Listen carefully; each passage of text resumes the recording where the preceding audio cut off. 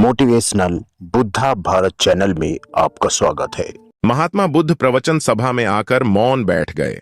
शिष्य समुदाय उनके इस मौन के कारण चिंतित हुए कि कहीं वे अस्वस्थ तो नहीं है। आखिर एक शिष्य ने पूछ ही लिया, भंते, आप आज इस तरह मौन क्यों हैं?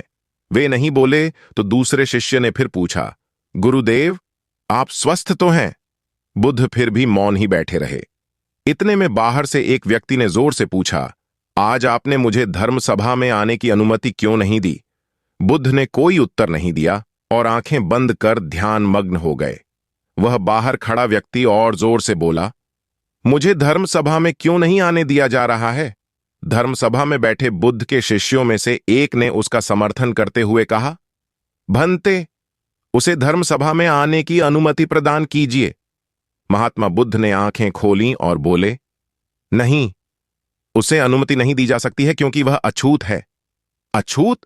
मगर क्यों? सारे शिष्य सुनकर आश्चर्य में पड़ गए कि भंते यह छुआछूत कब से मानने लग गए।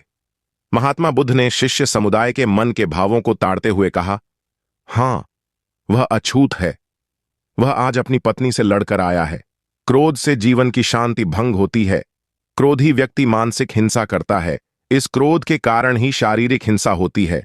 क्रोध करने वाला अछूत होता है क्योंकि उसकी विचार तरंगें दूसरों को भी प्रभावित करती हैं।